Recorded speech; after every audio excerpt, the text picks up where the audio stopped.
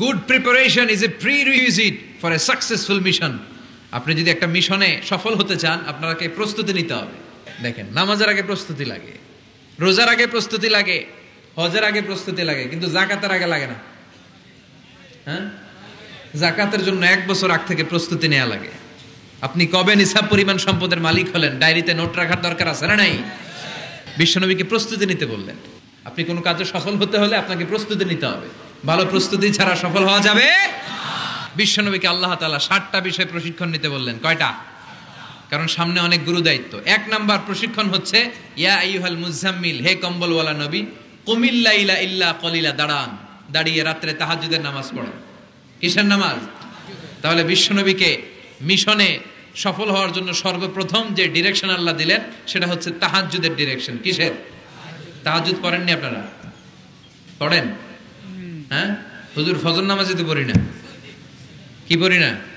তাহাজ্জুদ তো তাদের যারা ফজর পড়ে, যারা ফজরই পড়েন ওরা আবার কি তাহাজ্জুদ? এজন্য রাব্বুল আলামিন বলেন, ওয়া মিনাল লাইলি ফাতাহাজ্জাদ বিহি নাফিলাতান লাকা আসা আন ইয়াবআসাকা রাব্বুকা মাকামাম মাহমুদা। ও নবী, রাত্রিবেলা দাঁড়িয়ে আপনি তাহাজ্জুদের নামাজ পড়েন, আশা করা যায় বিশাল সম্মানিত মহিমান্বিত জায়গায় আল্লাহ আপনারে বসায়া দিবে গো নবী। ঠিক কি না? তাহাজ্জুদের সালাত পড়লে মর্যাদা বাড়ায় দেয় কে? সাইয়েদনা জিবরাইল বললেন, ইন্না শারাফাল মুমিন ফি কিয়ামিল লাইল। বিশ্বনবী বললেন, জিবরাইল এসে আমাকে বলে গিয়েছে মুমিনের মর্যাদা তাহাজ্জুদের নামাজের ভেতর। সুবহানাল্লাহ পড়েন। এজন্য তাহাজ্জুদ পড়ার দরকার আছে না নাই? বিশ্বনবীরে বললেন, আপনার প্রথম প্রশিক্ষণ হচ্ছে তাহাজ্জুদের প্রশিক্ষণ। 1 নাম্বার প্রশিক্ষণ চলে গেল। 1 নাম্বার প্রশিক্ষণ কি ছিল? তাহাজ্জুদ। আওয়াজ করে বলেন না, কি ছিল? 2 নাম্বার প্রশিক্ষণ ওয়ারাত্তিলিল কোরআনা তারতিলা।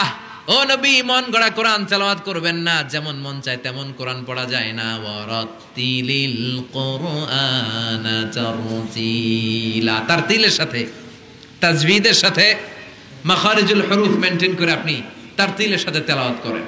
যারা তারতিলের সাথে তেলাওয়াত করেন, কিয়ামতের দিন আল্লাহ বলবে, ইকরা ওয়ারতাকি ওয়ারাত্তিল কামা কুনতা তুরাত্তিলু ফিদ দুনিয়া। দুনিয়াতে যেমনে পড়েছো পড়ো, যত আয়াত পড়বা জান্নাতের বিল্ডিং তত লম্বা হয়ে যাবে। আল্লাহু আকবার। সাইয়েদনা আনাস রাদিয়াল্লাহু তাআলা আনহু ছিলেন বিশ্বনবীর খাদেম। সাইয়েদনা আনাসকে জিজ্ঞেস করা হলো, কাইফা কানা কিরাআতু রাসূলিল্লাহ, ও আনাস, বিশ্বনবীর কোরআন তেলাওয়াত কেমন ছিল? সাইয়েদনা আনাস বললেন, কানাত কিরাআতুহু মাদ্দান, বিশ্বনবী টেনে টেনে কোরআন তেলাওয়াত করতেন। সুবহানাল্লাহ পড়েন। সুবহানাল্লাহ। কিভাবে পড়তেন? টেনে টেনে টেনে টেনে কোরআন তেলাওয়াত করতেন। বিশ্বনবীর কণ্ঠের তেলাওয়াত শোনার জন্য শুধু মুমিনরাই পাগল ছিল না, আবু জাহেল, উতবা, শাইবা, ওয়ালিদ ইবনে মুগিরা এগুলোও পাগল ছিল। দিনের বেলা আবু জাহেল, উতবা, শাইবা বিশ্বনবীর বিরোধিতা করতো, আর রাত্রে বেলা লুকিয়ে লুকিয়ে বিশ্বনবীর কণ্ঠের তেলাওয়াত শোনার জন্য যেত। সুবহানাল্লাহ পড়বেন না? দিনের বেলা ভাষণ দিতে, খবরদার কেউ মুহাম্মাদের কণ্ঠের তেলাওয়াত শুনতে যেতে পারবি, কিন্তু রাত্রে বেলা লুকায় লুকায় নিজেই যেত। না জানি কত সুন্দর কণ্ঠ ছিল আমার নবীর, না জানি কি সুরের ঝংকার আর রহুরি খেলতো যখন নবী তেলাওয়াত করতো। সুবহানাল্লাহ পড়বেন না? এজন্য আল্লাহ বললেন, ওয়ারাত্তিলিল কোরআনা তারতিলা, ও নবী ধীর স্থির ভাবে পড়েন। আবার বিশ্বনবী বলছেন, সাইয়িনুল কোরআন বিআসওয়াতিকুম, তোমাদের কণ্ঠে যত সুন্দর সুর আছে, লহুরি আছে, ঝংকার আছে, সবগুলো দিয়ে কোরআন তেলাওয়াত করবা। আবার বিশ্বনবী বলছেন, মান লাম ইয়াতাগান্না বিল কোরআন ফালাইসা মিন্না, যে গুনগুন করে সুর করে কোরআন তেলাওয়াত করে না, ওই লোক কখনো আমি নবীর উম্মত হতে পারে না। এজন্য সুর করে কোরআন তেলাওয়াত করবেন। কি করে? আপনার যেটা আছে ওইটাই আপনার সুর, ওইটা দিয়ে তেলাওয়াত করবেন। থেমে থেমে, 1 আয়াত শেষ, আরেক আয়াত, ওই আয়াত শেষ, তারপর আরেক আয়াত। বিশ্বনবী বলে, রুব্বা কারিলিল কোরআন ওয়াল কোরআনু ইয়ালআনুহু, কোরআনের অনেক কারি আছে যে কারীদেরকে কোরআন রহমত না দিয়ে লানত দেয়। এজন্য 2 নাম্বার প্রশিক্ষণ রব্বুল আলামিন বিশ্বনবীকে দিলেন, আর বললেন, ওয়ারাত্তিলিল কোরআনা তারতিলা, ও নবী রাত্রিবেলায় তাহাজ্জুদের নামাজে ধীরস্থির ভাবে কোরআন তেলাওয়াত করেন। এরপরে 3 নাম্বার প্রশিক্ষণের কথা আল্লাহ বললেন, ওয়াযকুর ইসমা রাব্বিকা ওয়া তাবাত্তাল ইলাইহি তাবতিলা। প্রথম প্রশিক্ষণ তাহাজ্জুদের প্রশিক্ষণ। কিসের? দ্বিতীয় প্রশিক্ষণ মনোযোগের সাথে ধীরস্থির ভাবে কোরআন তেলাওয়াতের, তারতিলের সাথে কোরআন তেলাওয়াতের প্রশিক্ষণ। ঠিক কিনা? তিন নাম্বার প্রশিক্ষণ ওয়াজকুর ইসমা রব্বিক, সব সময় রবের জিকির করবেন। জিকির চলবে কার? ওয়াজকুর ইসমা রব্বিক, ও নবী আপনার রবের নাম স্মরণ করেন। সব সময় জিহ্বায় একজনের নাম থাকবে, তিনি কে?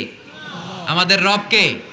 ওয়াজকুর ইসমা রব্বিক, রবের নামকে স্মরণ করেন নবী। বিপদে পড়লে একজনের নামের জিকির চলবে, চিল্লায় বলেন তিনি কে? তার মানে তিন নাম্বার প্রশিক্ষণ নিতে বললেন, সব সময় একজনকে ডাকবেন, তিনি হলেন রব।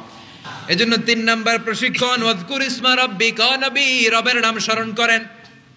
চার নাম্বার প্রশিক্ষণ ওয়াতাবাত্তাল ইলাইহি তাবতিলা, আপনি যখন সময় পাবেন রবের ইবাদতে মশগুল হয়ে যান।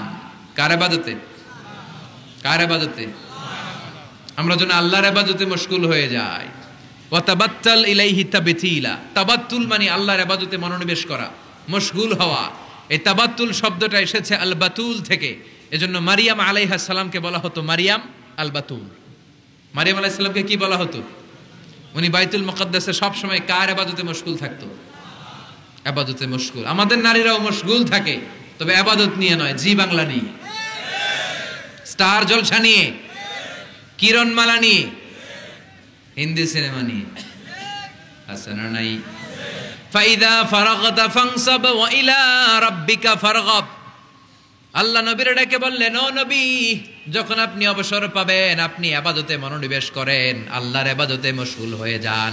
ওয়া তাবাত্তাল ইলাইহি তাবতিলা, ইবাদত চলবে একজনের, তিনি কে? এরপরে আল্লাহ বললেন রব্বুল মাশরিকি ওয়াল মাগরিবি লা ইলাহা ইল্লা হুয়া ফাত্তাখিযহু ওয়াকিলা। সুবহানাল্লাহ পড়েন। রব্বুল মাশরিক ওয়াল মাগরিব, আমি পূর্ব দিগন্তের মালিক, পশ্চিম দিগন্তেরও মালিক, সব কিছুর মালিক কে? লা ইলাহা ইল্লাহু, তিনি ছাড়া কোনো ইলাহ নাই। ফাত্তাখিযহু ওয়াকিলা, আরেক প্রশিক্ষণ চলে আসছে। ফাত্তাখিযহু ওয়াকিলা, ও নবী আল্লাহরে ওয়াকিল হিসেবে গ্রহণ করেন। আমাদের ওয়াকিল বা অভিভাবক কিংবা মুমিনদের গার্ডিয়ান শুধু একজন, চিল্লায় বলেন তিনি কে? ফাত্তাখিযহু ওয়াকিলা, অন্য কাউরে ওয়াকিল বানাবেন না, অন্য কারোর নেতৃত্ব মেনে নেবেন না, অন্য কারোর অভিভাবকত্ব মেনে নেবেন না। বিপদে আপদে হাল ছাড়বেন না, নিরাশ হবেন না, ভরসা রাখুন একজনের উপর, তিনি কে? ফাত্তাখিযহু ওয়াকিলা। পাঁচ নাম্বার প্রশিক্ষণ, ও নবী আপনি আমারে অভিভাবক হিসেবে গ্রহণ করেন। বিপদে আপদে সব সময় আল্লাহরে পাশে পাবেন, জোরে কোন ঠিক কিনা? এরপরে ছয় নম্বরে আল্লাহ বললেন ওয়াসবির আলা মা ইয়াকুলুন, কাফির মুশরিকরা যে সমস্ত গাল মন্দ আপনারে করে এগুলোর বিপরীতে রেগে না যে আপনি ধৈর্য ধারণ করবেন গো নবী। ওয়াসবির, ধৈর্য ধারণ করেন, কারণ ইন্নাল্লাহা মাআস, ধৈর্যশীলদের সাথে কে থাকে? চিল্লায় বলেন কে? তাহলে ছয় নাম্বার আল্লাহ বললেন সাবর, ধৈর্যের দরকার আছে না নাই? এক নাম্বার প্রশিক্ষণ তাহাজ্জুদের সালাত পড়তে হবে, মর্যাদা বাড়িয়ে দিবে কে? দুই নম্বরে সুন্দরভাবে তার তিলের সাথে কোরআন তেলাওয়াত করতে হবে, সওয়াব দিবে কে?